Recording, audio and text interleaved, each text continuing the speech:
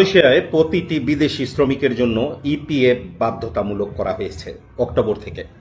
এখন কথা হচ্ছে, অনেকেরই প্রশ্ন যে আমরা এক জায়গায় ভিসা অন্য জায়গায় চাকরি করি, আমরা কিভাবে ইপিএফ দিব। আবার অনেকের প্রশ্ন যে কত টাকা মাসে দিতে হবে, এই টাকাটা আমরা কিভাবে তুলতে পারবো, এই টাকা কি আমাদের মার কিংবা লস হবে কিনা, সমস্ত কিছু নিয়ে আজকের এই ভিডিও। যদি আপনি শেষ পর্যন্ত দেখেন, আপনার প্রতিটা প্রশ্ন এই ভিডিওতেই উত্তর আসবে। প্রথম শুরু করা যাক, কবে থেকে ইপিএফ শুরু হবে। মালয়েশিয়াতে অক্টোবর মাস থেকে ইপিএফ বাধ্যতামূলক করা হয়েছে।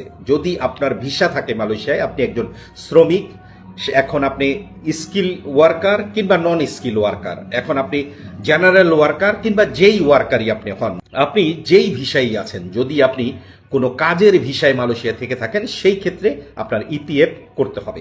হচ্ছে ইপিএফ কত টাকা, কেডব্লিউএসপি থেকে যেটা জানানো হয়েছে যে প্রতি মাসে আপনার 2% আপনার মালিকের দিতে হবে 2%। এখন 2% এটা কোত্থেকে দিবেন?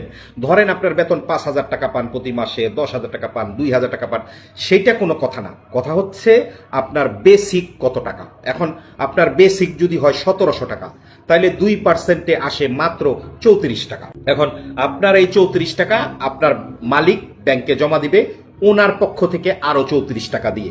তার মানে প্রতি মাসে 68 রিঙ্গিত ব্যাংকে জমা হবে। ব্যাংকে বলতে আমি বুঝাইতেছি ইপিএফ এর অফিসে। ইপিএফ এর অফিসে কিংবা ইপিএফ এর অ্যাকাউন্টে প্রতি মাসে এই 68 রিঙ্গিত ইপিএফ এর অ্যাকাউন্টে জমা হবে আপনার নামে। এখন প্রশ্ন এখানে আরেকটা থাকতে পারে যে আমি ধরেন দেশে চলে যাব, তখন এই টাকা আমি কিভাবে উঠাবো। ইপিএফ এর নিয়ম অনুযায়ী যখন আপনি দেশে চলে যাবেন, আপনি তো অবশ্যই আপনার ভিসা ক্যান্সেল করবেন, সেটাকে বলে চেক আউট মেমো। এখন আপনি যখন চেক আউট মেমো আপনার বস আপনার জন্য বের করবে, সেই চেক আউট মেমো যখন ইপিএফ অফিসে আপনি জমা দিবেন, ওনারা কিন্তু আপনার একটা চেক দিয়ে দিবে, এবং সেই চেক নিয়ে আপনি যে কোনো ব্যাংকে গিয়ে আপনি নিজে নিজে টাকা তুলতে পারবেন, আপনার বসের কোনো প্রয়োজন নাই। মানেটা এমন, আপনার টাকা আপনার হাতেই আসবে, আপনার বসের হাতে না। যদি আপনি কোনো প্রকার এই কোম্পানি থেকে পালিয়ে যান, সেই ক্ষেত্রে আপনার ইপিএফ এর টাকা না আপনার বস তুলতে পারবে না আপনি তুলতে পারবেন, এই টাকাটা মার যাবে। কারণ যতক্ষণ আপনার কাছে চেক আউট মেমো না থাকবে যে আপনি মালয়েশিয়া থেকে চলে যাবেন ভিসা ক্যান্সেল করে, তখনই এই ইপিএফ এর টাকাটা আপনি তুলতে পারবেন। এখন প্রশ্ন হচ্ছে, এখানে আমাদের অনেকের ভিসা দেখা যায় যে এক এজেন্টের নামে আমরা কাজ করি আরেক জায়গায়। মালয়েশিয়ার গভর্নমেন্টের নিয়ম অনুযায়ী কেডব্লিউএসপি থেকে জানানো হয়েছে প্রতিটা কোম্পানি, ধরেন আমার কোম্পানিতে 100 লোক ভিসা করছে, কিন্তু আমার কোম্পানিতে চাকরি করে না, ওরা করে চাকরি অন্য জায়গায়। এখন আপনার নাম কিন্তু রেজিস্ট্রেট করা আমার কোম্পানিতে, কাজে আমার দায়িত্ব আপনার জন্য আপনার নাম ইপিএফ কিংবা কেডব্লিউএসপিতে রেজিস্ট্রেশন করা। কেডব্লিউএসপিতে যখন আমি রেজিস্ট্রেশন করব, তখন আপনার একটা অ্যাকাউন্ট নাম্বার ওনারা দিবে। এখন আপনি যেখানে চাকরি করেন, আপনি বলতে পারেন আপনার বসরে যে আমার এই 34 টাকা এই অ্যাকাউন্টে ঢুকাই দেন, এবং আমার থেকে এই 34 টাকা আপনি অ্যাকাউন্টে ঢুকাই দেন। মানেটা হচ্ছে প্রতি মাসে আপনি 68 টাকা অ্যাকাউন্টে ঢুকাইতে হবে। এখন সেইটা আপনি যেখানে চাকরি করেন আপনার ওই বস ঢুকাক, কিংবা যার নামে আপনার ভিসা আপনার এই বস ঢুকাক, এখন এই 68 রিঙ্গিত আপনার প্রতি মাসে ব্যাংকে মানে কেডব্লিউএসপির অ্যাকাউন্টে ঢুকাইতে হবে।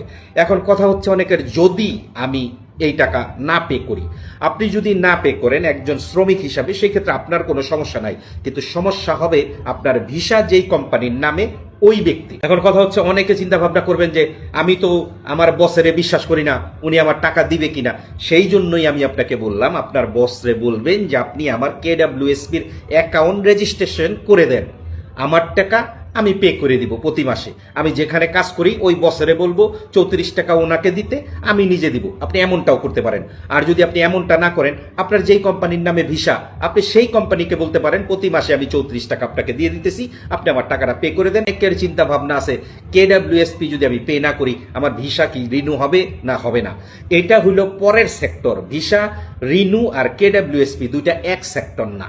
আপনি যদি কেডব্লিউএসপি পে না করেন, সেই ক্ষেত্রে আপনার ভিসা রিনিউ হবে কিনা সেটা পরের কথা, কিন্তু আপনার বসের সমস্যা হবে, এইটা কোনো ভুল নাই। কাজেই আপনার কেডব্লিউএসপি করতে হবে। আপনি যদি মাসে 34 টাকা দেন আর আপনার বস যদি মাসে 34 টাকা দেয়, তার মানে আপনার প্রতি মাসে হচ্ছে 68 টাকা, আর এই 68 টাকা বছরে গিয়ে দাঁড়াবে 816 টাকা। যেই 816 টাকা যদি ধরেন আপনি মালয়েশিয়াতে 5 বছর থাকেন, তাহলে দেখা যায় এটা 4000 টাকার উপরে এসে দাঁড়াবে। এবং এক সময় যখন আপনি দেশে চলে যাবেন, এই টাকাটা কিন্তু আপনার একটা কাজে লাগবে। কাজেই আমি স্পেশালি মনে করি কেডব্লিউএসপিটা যায় মালয়েশিয়ার সরকার, এটা যারা শ্রমিক আছে মালয়েশিয়াতে, তারা দেশে যাওয়ার সময় অনেক সময় দেখা যায় তাদের কাছে টাকা নাই, খালি হাতে দেশে চলে যেতে হয়, তাদের জন্য কিন্তু এটা সুবিধা হবে। আবার অনেকে চিন্তা ভাবনা করতেছেন আমি আমার বসের কাছে যদি কাজ না করি, আমি পালাই যাই, সেই ক্ষেত্রে কি হবে? সেই ক্ষেত্রে কিন্তু আপনার লস হবে। কাজেই যারাই কেডব্লিউএসপি নিয়ে ভাবতেছেন, তাদের সবার উদ্দেশ্যে আমার মনে হয় এই ভিডিওটা হেল্পফুল। ভালো থাকবেন।